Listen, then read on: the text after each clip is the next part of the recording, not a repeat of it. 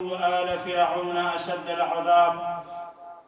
وقال النبي الكريم المصطفى صلى الله عليه وسلم: إن القبر أول منزل من منازل الآخرة، فمن نجا منه فما بعده أيسر منه، ومن لم ينج منه فما بعده أصعب منه أو أشد منه، أو كما قال عليه الصلاة والسلام: رب اشرح لي صدري ويسر لي أمري واحلل عقدة من لساني يفقهوا قولي. سبحانك لا علم لنا إلا ما علمتنا إنك أنت العليم الحكيم. تم شوق سے کالج میں پڑھو، پارک میں پھولو. تم شوق سے کالج میں پڑھو، پارک میں پھولو. جائز ہے غباروں میں اڑو، چرخ سے جھولو. جائز ہے غباروں میں اڑو، چرخ سے جھولو. پر ایک سخن بندے عاجز کی رہے یاد، اللہ کو اور اپنی حقیقت کو نہ بھولو. اللہ کو اور اپنی حقیقت کو نہ بھولو. اپنے من میں ڈوب کر پا جا سراغ زندگی. تو اگر میرا نہیں بنتا نہ بن اپنا تو بن. اپنے من میں ڈوب کر پا جا سراغ زندگی. تو اگر میرا نہیں بنتا نہ بن اپنا تو بن. پانی پانی کر گئی مجھ کو قلندر کی یہ بات. تو جھکا جب غیر کے آگے تو تن تیرا نہ من. اللہ تعالیٰ کی حمد و ثنا، ستائش، بزرگی اور بڑائی ہے جو ذات باری تعالیٰ خالق و مالک، رازق، مدبر اور سارے جہان کا منتظم، مربی اور پالنہار ہے. بعد ازاں درود و سلام اور اللہ کی رحمتیں نازل ہوں تمام انبیاء کرام علیہ السلام، اور بالخصوص ہمارے اور آپ کے پیارے پیغمبر آخر الزمان جناب محمد رسول اللہ صلی اللہ علیہ وسلم پر. اللہم صلی علی نبینا و سیدنا و قرۃ اعیننا و قدوتنا محمد وعلی آلہ و اصحابہ و ازواجہ و اتباعہ و بارک و انعم و سلم تسلیما کثیرا کثیرا. مختصر حمد و ثنا کے بعد میرے بھائیوں، بزرگوں، عزیز دوستوں، نوجوان ساتھیوں، آج کی نشست میں میں آپ کے سامنے بڑا ہی حساس اور رقت انگیز موضوع لے کر کے حاضر ہوا ہوں. ہم اور آپ اچھی طرح جانتے ہیں کہ یہ دنیا دارالعمل ہے، اور نبی کریم صلی اللہ علیہ وسلم نے اس دنیا کو آخرت کی کھیتی سے تعبیر فرمایا. آپ نے ارشاد فرمایا: الدنیا مزرعۃ الآخرہ، دنیا آخرت کی کھیتی ہے. اور ابھی عزیزم سلمان نے آپ کے سامنے قرآن پاک کی جن آیات کریمہ کی تلاوت کا شرف حاصل کیا ہے، ان میں سے پہلی آیت کے اندر اللہ تعالیٰ نے اسی حقیقت کو اجاگر فرمایا کہ میرے بندو اس دن سے ڈرو جس دن کی کوئی والد اپنے مولود یعنی اپنے بیٹے کے لیے، اپنی اولاد کے لیے، اور کوئی بھی اولاد اپنے ماں باپ کے لیے کسی طرح سے بھی نفع بخش ثابت نہیں ہوگا. تو اللہ تعالیٰ نے اس دنیا کو ہمارے لیے دارالامتحان بنایا. یہ امتحان کی جگہ ہے، آزمائش کا گھر ہے. یہ سوچنا کہ یہ دنیا ہے، آدمی جتنا بھی عیش و عشرت کرنا چاہے، آسائش اور راحت کی زندگی گزارنا چاہے وہ گزار لے. بعد میں آنے والے جو مراحل ہیں اس تعلق سے ہم کو بے فکر رہنا چاہیے. اس قسم کی سوچ آج کے ماڈرن جنریشن کے اندر، اور یہ سوچ ویسٹرن کلچر سے آئی، یہ دہریوں اور ملحدوں کی سوچ ہے. یہ اللہ کے باغیوں کی فکر اور ان اللہ تعالی کی رائے سے سرتابی کی رائے اختیار کرنے والے لوگوں کی فکر ہے، ان کا وچار ہے کہ دنیا کے اندر جو کچھ جیسے بھی جس طرح جس انداز سے چل رہا ہے یہ من وعن ایسے ہی لا متناہی مدت تک چلتا رہے گا، اس کی نہ کوئی ابتدا ہے اور اس کی نہ کوئی انتہا ہے۔ جبکہ اللہ رب صمد نے، رب لم یزل ولا یزال نے اس حقیقت کو، دنیا کی حقیقت کو قرآن کریم میں اللہ کی قسم بے شمار آیات کریمہ کے اندر اجاگر فرمایا، مترشح کیا، واضح کیا۔ اور نبی کریم صلی اللہ علیہ وسلم نے اپنی احادیث مبارکہ میں اس دنیا کی حقیقت کو اپنی امت کے لوگوں کے سامنے واضح کیا۔ مجھے اس موقع پر نبی کریم صلی اللہ علیہ وسلم کی زندگی کا وہ مبارک واقعہ یاد آتا ہے کہ اللہ کے رسول صلی اللہ علیہ وسلم ایک بار اپنے اہل خانہ سے یعنی ازواج مطہرات سے ناراض ہو کر اپنے حجرہ شریفہ میں یکسوئی اور گوشہ نشینی کی زندگی گزارنے پر مجبور ہو گئے۔ آپ خلوت نشین ہو گئے، ناراض تھے۔ اللہ کے رسول صلی اللہ علیہ وسلم کے صحابہ کو پتہ چلا، کسی صحابی کو یہ جرأت اور ہمت نہیں ہو رہی تھی کہ جا کر آقائے نامدار حضرت محمد رسول اللہ صلی اللہ علیہ وسلم کی پرسش احوال کر سکے، خیر خیریت معلوم کر سکے۔ بالآخر حضرت بلال رضی اللہ تعالی عنہ کے پاس جلیل القدر صحابی عمر بن الخطاب رضی اللہ تعالی عنہ آئے، کہا بلال جاؤ اللہ کے نبی صلی اللہ علیہ وسلم سے اجازت طلب کرو اور کہو کہ خطاب کا بیٹا عمر آپ کی زیارت کرنا چاہتا ہے۔ مختصر یہ کہ اللہ کے نبی صلی اللہ علیہ وسلم نے حضرت عمر کو اجازت دی۔ حضرت عمر حجرہ شریفہ کے اندر داخل ہوئے تو نبی کریم صلی اللہ علیہ وسلم کی بارگاہ میں پہنچتے ہی حضرت عمر آبدیدہ اشکبار ہو گئے، ان کی آنکھیں نمناک ہو گئیں۔ اللہ کے نبی صلی اللہ علیہ وسلم کی زبان رسالت سے الفاظ نکلے، ما یبکیک یا عمر، اے عمر کون سی چیز تمہیں رلا رہی ہے؟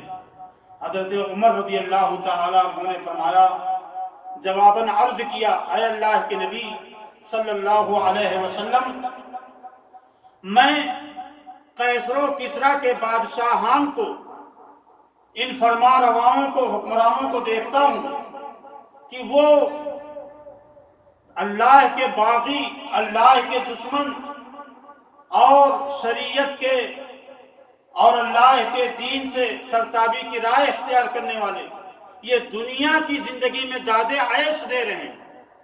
ان کے پاس راحت و آرام کی، آسائشوں کی وہ ساری شکلیں اور صورتیں موجود ہیں جو ایک بندے انسان کو درکار ہوتی ہیں، اور میں آپ کے حجرے میں دیکھ رہا ہوں، میں نے مشاہدہ کیا، میں نے آپ کے حجرے کو دیکھا، آپ کے حجرے میں پانی کا ایک مشکیزہ اور ایک تکیے اور کھجور کی چھالوں کے ایک چٹائی کے علاوہ کوئی اور چیز نہیں ہے۔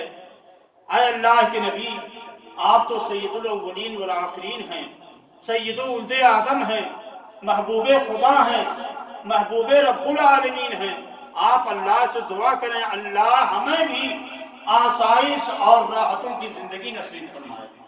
نبی کریم صلی اللہ علیہ وسلم نے اپنے اس چہیتے جلیل القدر صحابی کی بات کو سن کر کیا جواب دیا؟ آپ نے فرمایا کہ اے عمر لہم الدنیا ولنا الآخرہ، اللہ کے ان باغیوں کے لیے دنیا ہے اور ہم اہل ایمان بندگان خدا کے لیے آخرت ہے۔ تو ہر مومن بندے کو یہ فکر ہونی چاہیے کہ دنیا سے کہیں زیادہ ہماری ترجیحات میں ہماری اپنی آخرت شامل ہو، اور آخرت کے تعلق سے ہمیں اپنے آپ کو مستعد اور تیار اور آمادہ کرنے کی فکر ہونی چاہیے۔ میں نے آپ کے سامنے قرآن کریم کی ایک آیت کریمہ کی تلاوت کا شرف حاصل کیا ہے، اور اسی ضمن میں ایک بڑی مشہور معروف حدیث حضرت عثمان بن عفان رضی اللہ تعالی عنہ سے روایت کردہ آپ کے سامنے پڑھی ہے۔ آج کی نشست میں میں آپ کے سامنے جس اہم موضوع کو لے کر کے اللہ سے خیر کی توفیق طلب کرتے ہوئے اجاگر کرنے کی کوشش کروں گا، وہ ہے قبر کے 3 سوالات۔ قبر کے 3 سوالات۔ اور قبر میرے بھائی کیا ہے؟ وما ادراک ما القبر، قبر کیا ہے، ہمیں اور آپ کو کیا پتا ہے؟ پہلی اور بنیادی بات ہمیں اور آپ کو اپنے دل و دماغ میں یہ جاگوزی کرنے کی ضرورت ہے کہ مر جانے سے لے کر کے تا صبح قیامت اور قیامت کے قائم ہونے کے سارے مراحل، چاہے وہ پل صراط کے ہوں، حساب و کتاب کے ہوں، میزان کے ہوں، یا اسی طریقے سے شفاعت رسول کے ہوں، یا جنت و جہنم میں دخول کے مراحل ہوں، یہ سارے کے سارے مراحل کیا ہیں؟ امور غیبیہ سے تعلق رکھتے ہیں۔ ایک مومن آدمی کو ہرگز یہ زیب نہیں دیتا کہ وہ ان امور غیبیہ کے تعلق سے یہ سوال کرے کیسے، کیوں، کب، کیسے ممکن ہے، کیا ہوگا۔ ہوگا وہی جو نبی کریم صلی اللہ علیہ وسلم نے اپنی شریعت میں ہمیں اور آپ کو بتایا، اور اس تعلق سے کیسے ممکن ہے، کیوں ہوگا، کب ہوگا، مشاہدات میں، تجربات میں یہ چیز عقل کو اپیل نہیں کرتی ہے۔ اس قسم کے وسوسے، شیطانی واہمے اور اس قسم کے باطل افکار دل و دماغ میں پنپنے دینا، یا دل و دماغ کو ایسی افکار کا آماجگاہ بنا لینا، یہ بندے مومن کے شایان شان نہیں ہے۔ کیوں؟ یہ بات میں نہیں کہہ رہا ہوں، اللہ تعالی نے سورۃ البقرہ میں 2 3 آیت میں اس بات کی نشاندہی فرمائی ہے۔ اللہ نے فرمایا ھدی للمتقین، یہ کتاب اہل تقوی کے لیے کیا ہے؟ ہدایت کا سبب ہے۔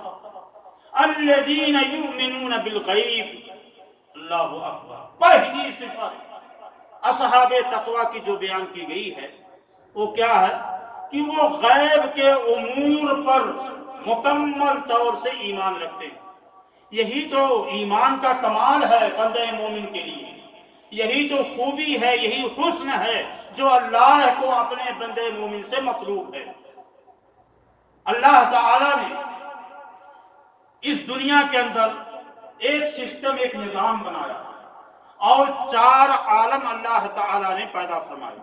ایک عالم، عالم ارواح، جب ہمارا اور آپ کا کوئی وجود ہی نہیں تھا، ہم انسانی تخلیق میں اس دنیا کے اندر نمودار نہیں ہوئے تھے، ہم عالم ارواح میں تھے۔ جب اللہ تعالی نے عالم ارواح میں ہمیں اور آپ کو یہ مخاطب کر کے ارشاد فرمایا کہ الست بربکم، اے میرے بندو کیا میں تمہارا رب نہیں ہوں؟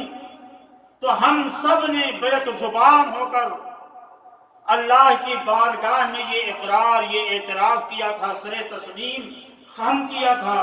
قالوا بلا، ہم سب نے کہا تھا کہ اے رب، کیوں آپ ہمارے رب نہیں ہیں؟ یقیناً آپ ہی ہمارے رب ہیں، اور جب آپ ہمارے رب ہیں تو عبادت بھی آپ ہی کی ہوگی۔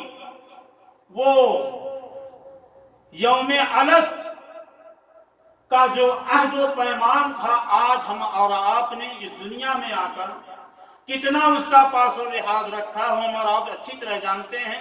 جو اللہ کے باغی ہیں، اللہ کے نافرمان ہیں، معصیت میں ڈوبے ہوئے ہر شخص اپنے اپنے اچھے اور برے عمل کے حساب سے اسی قدر اور اعتبار سے اس یوم الست کے عہد و پیمان کا کتنا پاس و لحاظ کر رہا ہے، وہ خود اپنی زندگیوں کا جائزہ لے لے۔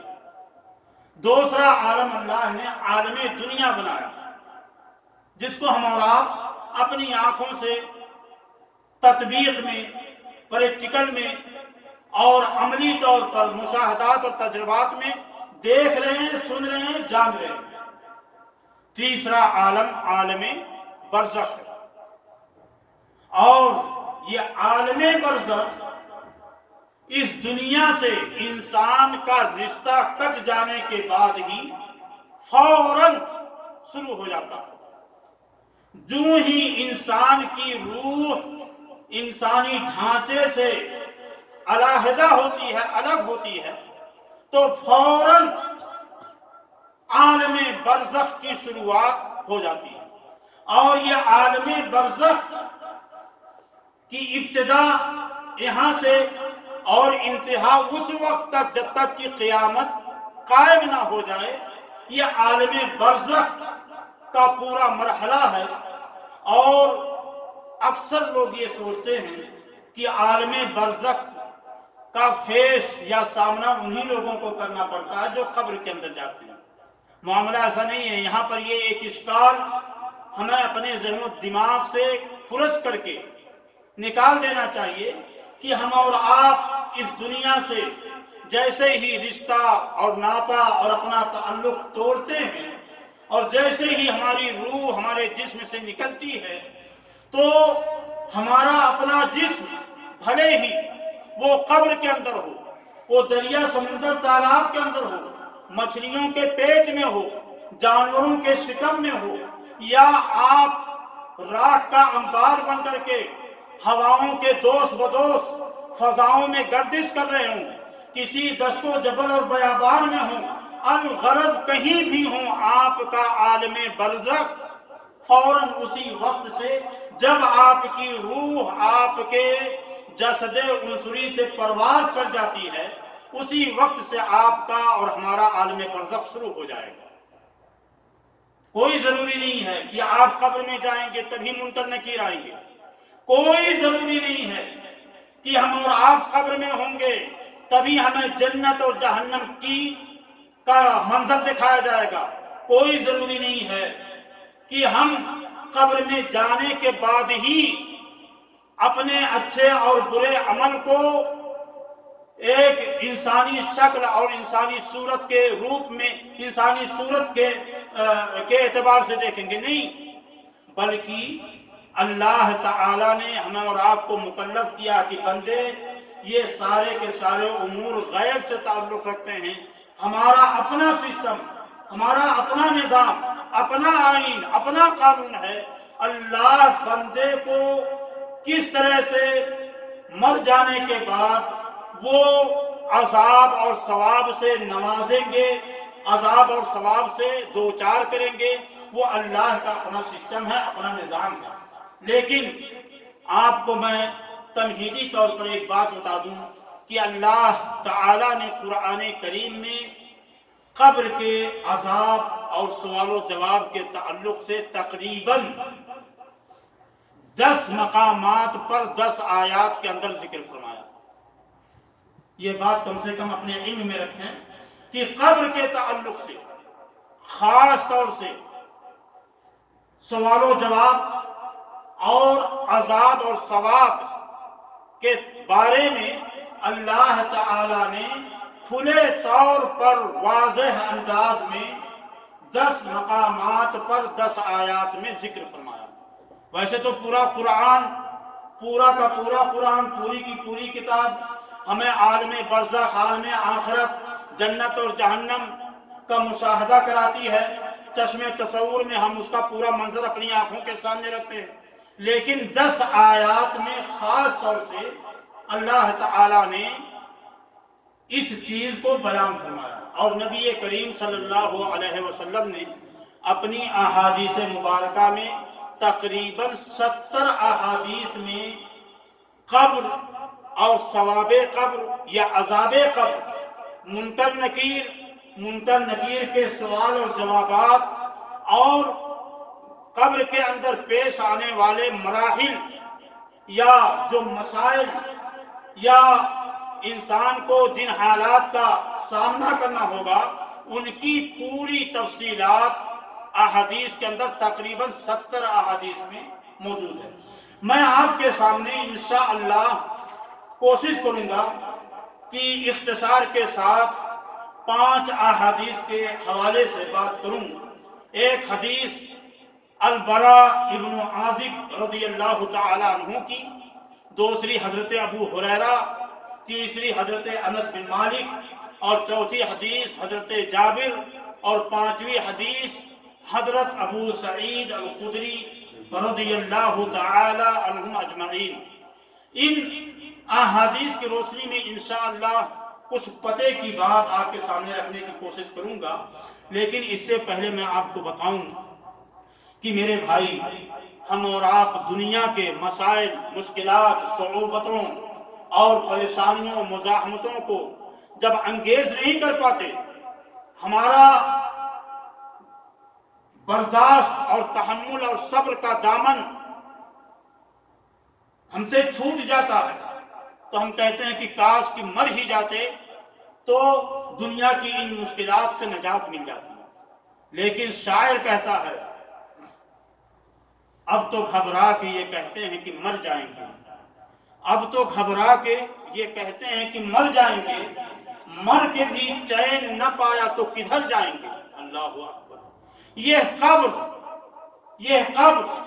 یا مرنے کے بعد یا روح کا جسم سے نکل جانے کے بعد ہمیں کن مراحل کا سامنا ہوگا، آپ احادیث اور قرآن کی آیات پر غور کریں گے اور اللہ ہم سب کو توفیق عطا فرمائے، تو ایسی حقیقتیں کھل کر کے سامنے آئیں گی کہ آٹومیٹک ہمارے دل نرم پڑ جائیں گے، ہمارے دلوں پر رقت طاری ہوگی۔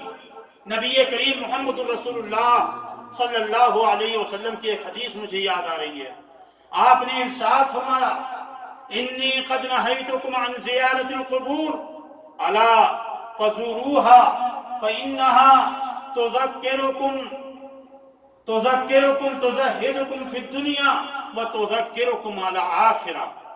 کہ اے لوگو، میں نے تمہیں قبروں کی زیارت کرنے سے منع کر دیا تھا، لیکن آگاہ رہو، اب جاؤ قبروں کی زیارت کرو۔ کن قبروں کی بات آئے گی نہیں، جاؤ قبروں کی زیارت کرو، قبروں کی سیر کرو، قبروں کو دیکھو، مشاہدہ کرو۔ کیوں؟ چادر چڑھانے کے لیے، قوالیاں کرنے کے لیے نہیں۔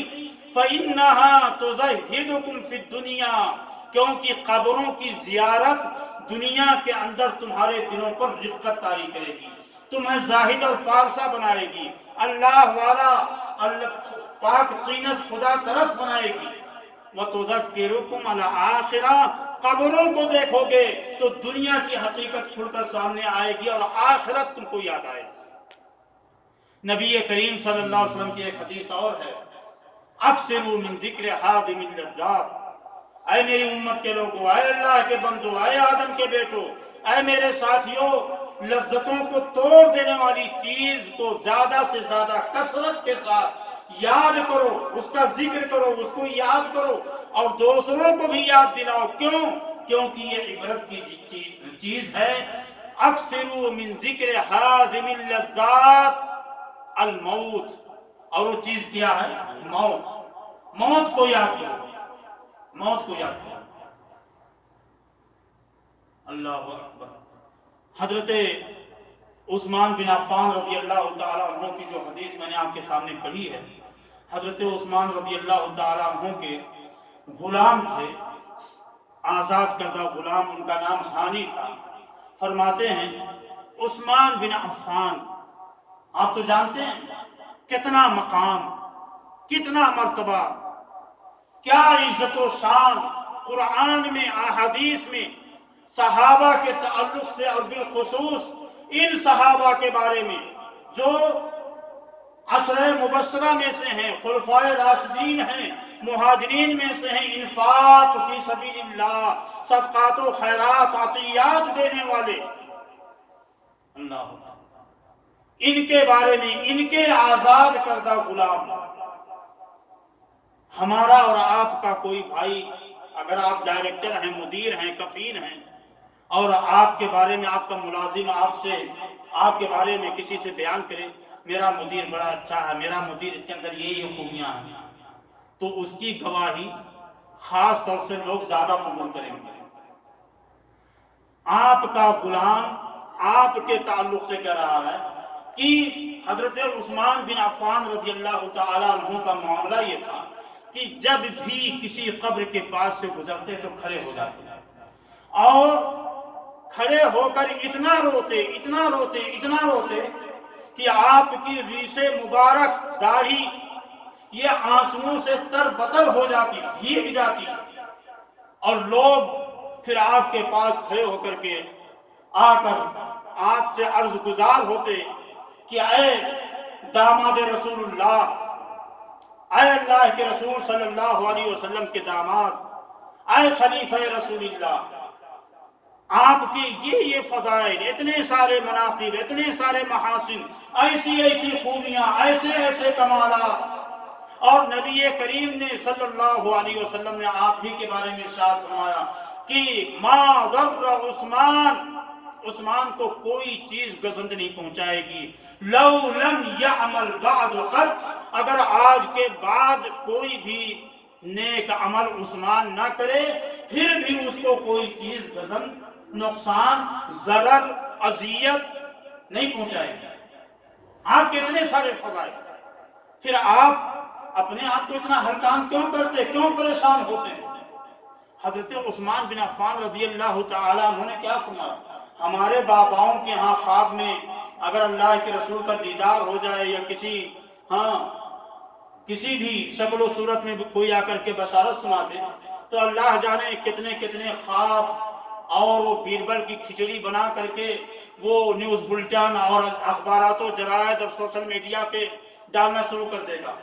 اللہ کے نبی نے الصادق المصدوق ہیں، سچے ہیں، وما ينطق عن الهوى ان هو الا وحی یوحی، مصطفیٰ ہرگز نہ گفتے تا نہ گفتے جبرائیل، و جبرائیلش ہم نہ گفتے تا نہ گفتے کردگار۔ اس کے باوجود اللہ کے رسول صلی اللہ علیہ وسلم کی بشارتیں، نوید، مژدے سن لینے کے باوجود بھی حضرت عثمان بن عفان رضی اللہ تعالی عنہ کا تواضع دیکھیے، ان کا تقوی اور طہارت ملاحظہ کیجیے۔ کیا فرماتے ہیں؟ کہا لوگوں مجھے کسی چیز کا غم نہیں، مجھے جو فکر ہے، فکر یہ ہے کہ میں نے اپنے رسول صلی اللہ علیہ وسلم سے سنا کہ ان القبر اول منزل من منازل الاخرہ، کہ مر جانے کے بعد، دنیا سے رشتہ ختم ہو جانے کے بعد، یہ قبر آخرت یعنی عالم آخرت کی منزلوں میں سے یہ قبر پہلی منزل ہے۔ کون سی قبر؟ جو قبرستان میں نہیں، کوئی بھی قبر، چاہے وہ جانور کے پیٹ میں وہ جسم مردہ جسم ہو، چاہے وہ راکھ کا ڈھیر بن کر کے ہواؤں میں اڑ رہا ہو، چاہے وہ تالاب اور ندیوں اور سمندروں میں غرق آب ہو چکا ہو، چاہے وہ مچھلیوں کے شکم میں ہو، چاہے وہ جانوروں اور درندوں اور وحشی متوحش جانوروں کے پیٹ میں ہو، کہیں بھی ہو، یہ قبر یہ آخرت کی منزلوں میں سے پہلی منزل ہے۔ فمن نجا من ہو، جو اس آخرت کی پہلی منزل میں نجات پا گیا، فما بعدہ اصعب منہ فما بعدہ ایسر منہ، تو اس کے بعد آنے والے دوسرے مراحل میں، دوسری منزلوں میں وہ کامیاب سے کامیاب تر ہوتا چلا جائے گا۔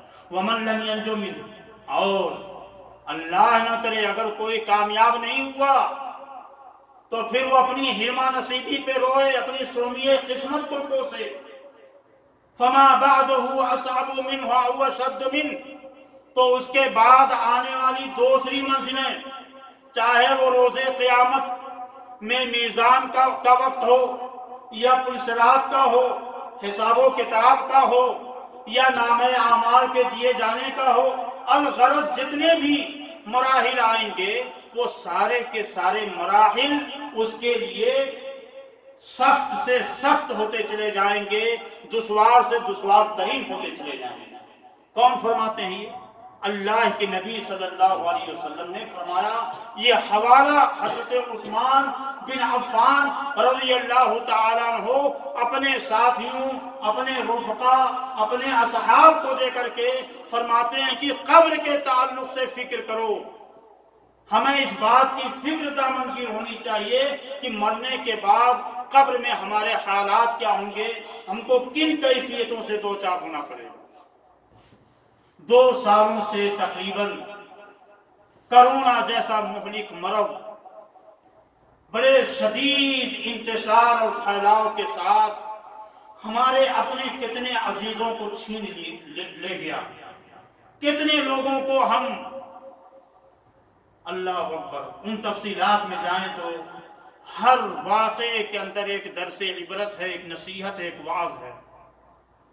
اس کے باوجود ہم بصیرت اور بصارت کے ساتھ نہیں سوچتے، ہوش کے ناخن نہیں لیتے، ہم غور و فکر نہیں کرتے کہ یہ دنیا کی زندگی جس کے بارے میں رسول پاک صلی اللہ علیہ وسلم نے ارشاد فرمایا کہ یہ دنیا اور دنیا کے اندر کی ساری چیزیں اللہ کی نگاہ میں مکھی کے پر کے برابر بھی حیثیت نہیں رکھتی، مکھی کے پر کے برابر بھی حیثیت نہیں۔ ما یساوی جناح بعودۃ، ایک مچھر کے پر کے برابر بھی یہ دنیا کی آسائشیں، یہ بوقلمونیاں، یہ رنگینیاں، یہ راحتیں، یہ سارے کے سارے چکا چوند کر دینے والے، یہ ساری کی ساری نارنگیاں، یہ دنیا کی کچھ بھی حیثیت نہیں رکھتی۔ اور ہم اس کے لیے جو دنیا ہمارے لیے آخرت کی کھیتی بنائی گئی ہے، ہم نے اسی دنیا کو آخری منزل قرار دے دیا۔ اچھا، اللہ کے رسول صلی اللہ علیہ وسلم کی پیاری بیوی، ہماری اور آپ کی پیاری ماں ام المؤمنین عائشہ صدیقہ طیبہ طاہرہ رضی اللہ تعالیٰ عنہ فرماتی ہیں کہ اللہ کے نبی صلی اللہ علیہ وسلم نے ارشاد فرماتے ہیں کہ اللہ کے رسول صلی اللہ علیہ وسلم اکثر دعا فرمایا کرتے تھے۔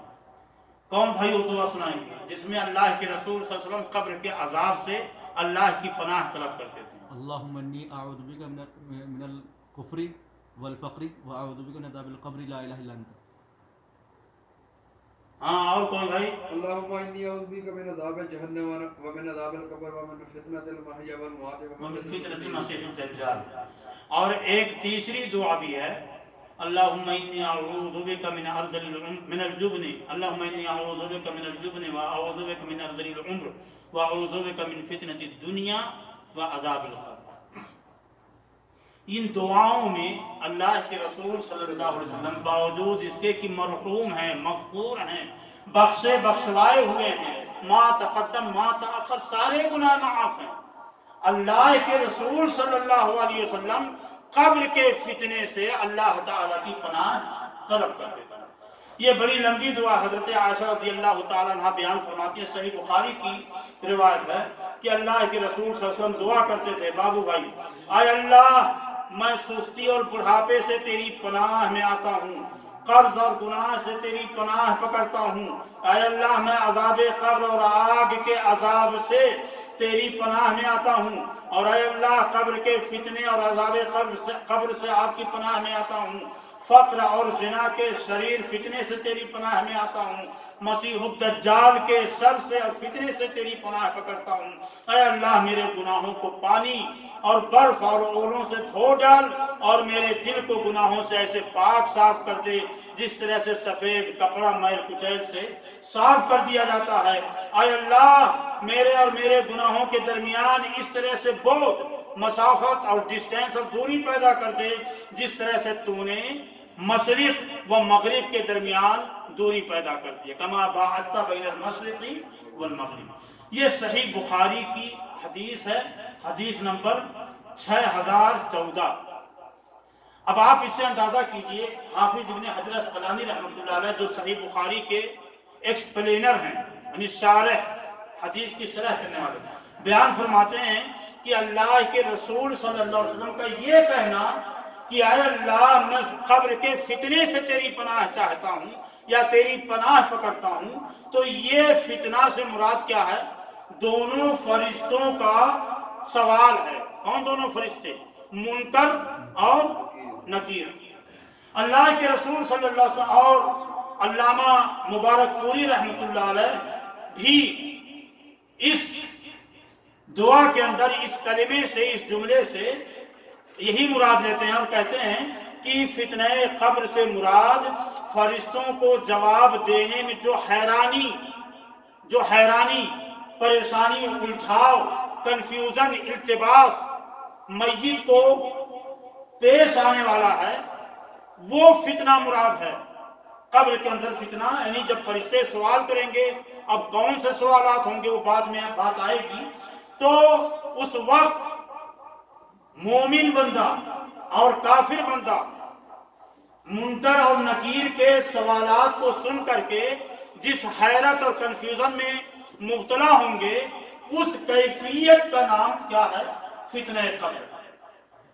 اب میں ایک اور حدیث آپ کے سامنے رکھ دوں۔ آپ سب جانتے ہیں اللہ کے نبی صلی اللہ علیہ وسلم ایک جنازے میں تھے قبر پر، اور آپ نے صحابہ کرام رضوان اللہ تعالی عنہم اجمعین سے مخاطب ہو کر ارشاد فرمایا، اسألوا لأخیکم التثبیت، اے میرے ساتھیوں، اپنے اس بھائی، اس مردے کے لیے، اس میت کے لیے اللہ کی بارگاہ میں ثبات قدمی، استقلال، عظیمت کا سوال کرو۔ کیا مطلب؟ فَإِنَّهُ سَيُسْأَلُ الْآنَ یا فَإِنَّهُ سَوْفَ يُسْأَلُ الْآنَ، کیونکہ ابھی کچھ دیر کے بعد اس سے سوال کیا جائے گا۔ حدیث کے اندر بھی اس فتنہ قبر کی وضاحت کر دی گئی کہ منکر اور نکیر آئیں گے اور اس بندے سے سوال و جواب ہوگا، اور سوال و جواب کی اس کیفیت کو حدیث کے اندر فتنہ قبر سے تعبیر کیا گیا۔ اور اگر بندہ اللہ والا ہے، اللہ کا محبوب ہے، صاحب ایمان ہے، تو اس کے لیے راہیں کو سادہ ہیں، اس کے لیے باغ و بہار ہی باغ و بہار ہے۔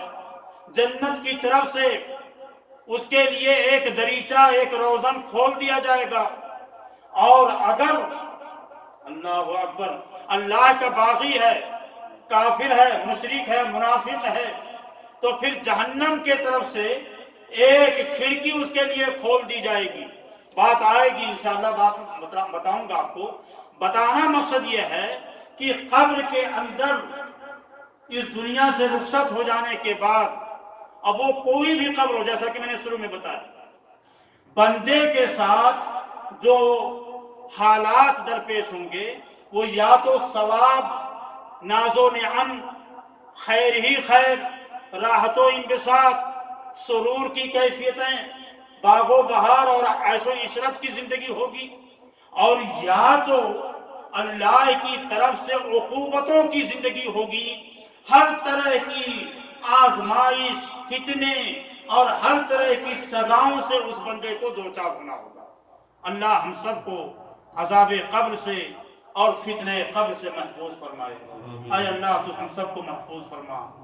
اور بڑا خوش نصیب بندہ ہوگا وہ جو اہل توحید ہوگا، جو صاحب عقیدہ ہوگا، جو اللہ اور رسول والا ہوگا، جو صاحب دین ہوگا۔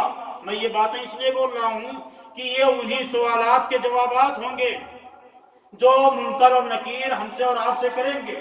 سمجھ بات آئی؟ حضرت برا ابن العازب رضی اللہ تعالی عنہ کی روایت، یہ پہلی حدیث میں آپ کے سامنے رکھ رہا ہوں۔ اب بڑی لمبی حدیث ہے، یہ سنن ابی داؤد اور مسند الامام احمد بن حنبل رحمۃ اللہ علیہ کے اندر یہ حدیث ہے، اور یہ حدیث اتنی لمبی اور طویل ہے کہ اگر اس کو پڑھیں گے تو پورا محاضرہ اور پورا درس اسی پہ چلا جائے گا۔ لیکن میں اس کا عربی متن، جو عربی ٹیکسٹ ہے، اس کو نہ پڑھ کر کے میں اس میں سے جو اہم کلمات ہیں یا اہم عبارتیں ہیں ان کو کوٹ کرنے کے لیے آپ کے سامنے رکھ رہا ہوں۔ حضرت برا ابن العازب رضی اللہ تعالیٰ عنہ ارشاد فرماتے ہیں، خرجنا مع رسول اللہ صلی اللہ علیہ وسلم فی جنازت رجل من الانصار، ہم اللہ کے رسول صلی اللہ علیہ وسلم کے ساتھ ایک انصاری بھائی کے جنازے میں نکلے، اور فانتہینا الی القبر ولما یلحد، ہم لوگ قبر کے پاس پہنچ گئے لیکن قبر ابھی تیار نہیں ہوئی تھی۔ نبی کریم صلی اللہ علیہ وسلم بیٹھ گئے اور ہم لوگ بھی آپ کے ارد گرد بیٹھ گئے۔ وجلسنا حولہ کأنما علی رؤوسنا الطیر، اس طرح سے خاموشی، سکوت کے ساتھ، طمانینت کے ساتھ، فکر اور سنجیدگی کے ساتھ بیٹھے ہیں کہ گویا کہ ہمارے اپنے سروں پر چڑیاں بیٹھی ہوئی ہوں، پرندے بیٹھے ہوئے ہوں۔ یہ ایک محاورہ ہے اس بات کی طرف کہ ہم لوگ بالکل سنجیدگی کے ماحول میں اور نہایت ہی فکر مند ہو کر کے بیٹھے ہوئے تھے، اور بالکل پوری توجہ، پورا دھیان، پورا التفات اللہ کے رسول صلی اللہ علیہ وسلم کی ذات کریمہ کی طرف تھی۔ اللہ کے نبی صلی اللہ علیہ وسلم کے دست مبارک میں ایک اسٹک تھی، ایک اسٹک لکڑی، اور آپ اس لکڑی کے ذریعے سے زمین کو کرید رہے تھے۔ میں ترجمہ کر رہا ہوں اور کہیں کہیں عربی متن بھی پڑھ دوں گا تاکہ بات لمبی نہ ہونے پائے۔ اللہ کے رسول صلی اللہ علیہ وسلم نے کچھ دیر کے بعد، کچھ پل کے بعد آپ نے اپنا سر مبارک اوپر اٹھایا، فقال، اور آپ نے کیا ارشاد فرمایا، استعیذوا باللہ من عذاب القبر، اے میرے ساتھیو اللہ تعالی کی پناہ طلب کرو، من عذاب القبر، قبر کے عذاب سے۔ آپ نے یہ بات ایک بار نہیں، 2 مرتبہ یا 3 مرتبہ کہی، اور حضرت جریر رضی اللہ تعالیٰ عنہ کی حدیث ہے، تب یہی حدیث انہوں نے بھی الگ سے روایت، جریر بن عبداللہ البجلی، ان کی حدیث میں تھوڑی سی کیا ہے، تھوڑا سا اضافہ فرماتے ہیں کہ ہاں ہونا، اللہ کے نبی نے فرمایا صلی اللہ علیہ وسلم کہ اپنے آپ لوگ اللہ کی پناہ طلب کرو قبر کے عذاب سے، قبر کے فتنے سے یہاں۔ اس کے بعد اللہ کے رسول صلی اللہ علیہ وسلم نے ارشاد فرمایا کہ وَإِنَّهُ لَيَسْمَعُ خَفْقَ نِعَالِهِمْ اذا ولوا مدبرین حین یقال له یا ھذا۔ اب بات کو سمجھنے کے لیے میں آپ کو توجہ دلانا چاہتا ہوں کہ اللہ کے رسول صلی اللہ علیہ وسلم نے ارشاد فرمایا، کہا کہ جب میرے ساتھیوں تم یہاں سے رخصت ہوگے، یہاں سے جب واپس پلٹو گے، مڑو گے، تو یہ میت تمہارے جوتوں کی چاپ کو سنے گا، تمہارے جوتوں کی چاپ کو سنے گا۔ اب یہاں ایک سوال یہ پیدا ہوتا ہے کہ بھائی اس کا مطلب میت جو ہے، مردے جو ہے، یہ سنتے بھی ہیں۔ لوگ اس طرح کی دلیلیں پکڑتے ہیں۔ میں نے اسی لیے شروع میں کہا کہ یہ سارے کے سارے امور غیب سے تعلق رکھتے ہیں۔ اللہ کا سسٹم، اس کا نظام، اس کا آئین، اس کا قانون کیا ہے، اس میں ہمیں کیسے، کیوں، کب اور کس شکل میں، کس انداز میں، یہ سوال کرنے کا مکلف اور پابند نہیں کیا گیا ہے۔ اور یہ ایک مومن آدمی کے ایمان کا کمال ہے، یہ اس کی دلیل ہے جس کا ذکر اللہ تعالیٰ نے جا بجا قرآن میں فرمایا کہ وَيُؤْمِنُونَ الَّذِينَ يُؤْمِنُونَ بِالْغَيْبِ وَيُقِيمُونَ الصَّلَاةَ۔ سمجھ بات آئی؟ تو مردہ اپنے احباب، اقارب، اپنے گاؤں اور بستی کے لوگوں کے پلٹنے کے وقت ان کے جوتوں کی چاپ کو سنتا ہے، آواز کو سنتا ہے، اور اسی موقع پر 2 آنے والے آتے ہیں، ایک کا نام ہوتا ہے منکر اور ایک کا نام ہوتا ہے نکیر۔ ایک حدیث میں نکیرین کا لفظ آیا، لیکن معنی وہی منکر اور نکیر، یہ عربی زبان کا لفظ ہے۔ دونوں کے معنی کیا ہیں بابو بھائی؟ اسٹرینجر، اجنبی، ڈراؤنے چہرے والے، خوفناک، محیط، بھیانک چہرے والے، ناپسندیدہ، ناگوار، جو کبھی دیکھے نہ گئے ہوں، انون پرسن، جن کو دنیا کے اندر مشاہدات میں کبھی ان کا سامنا نہ کیا ہوگا، وہ قبر کے اندر 2 لوگ آئیں گے، ایک کا نام منکر ہوگا، دوسرے کا نام نکیر ہوگا۔ اس کے بعد وہ لوگ کہیں گے یا ھذا، ایسا من ربک، تیرا رب کون ہے، وما دینک، اور تیرا دین کیا ہے، ومن نبیک، تیرا نبی کون ہے۔ راوی کہتے ہیں، حدیث کے راوی کی یعنی حضرت جریر کی حدیث میں جو راوی ہے وہ کہتے ہیں، یعنی اضافہ جو ہے، کہتے ہیں کہ وَيَعْتِيهِ مَلَكَانِ، یہ جو دونوں آئیں گے یہ دونوں فرشتے ہوں گے، اللہ کی طرف سے بھیجے ہوئے فرشتے ہوں گے، فَيُجْلِسَانِهِ فَيَقُولَانِ لَهُ، یہ دوسری روایت میں جو اضافہ ہے اس کی بات کر رہا ہوں، وہ اس میت کو بیٹھائیں گے اور اس سے کہیں گے من ربک، تمہارا رب کون ہے، فَيَقُولُ، یہ جریر، حضرت جریر رضی اللہ تعالیٰ عنہ کی بات میں، تو وہ جواب دے گا ربی اللہ، میرا رب اللہ ہے۔ پھر پوچھیں گے ما دین، تیرا دین کیا ہے، تو کہے گا دین یعنی اسلام۔ پھر پوچھیں گے ما ھذا الرجل الذی بعث فیکم، اس شخص کے بارے میں جو تمہارے درمیان بھیجا گیا تھا یہ کون تھا، تو کہے گا ہوا رسول اللہ صلی اللہ علیہ وسلم، وہ اللہ کے رسول صلی اللہ علیہ وسلم تھے۔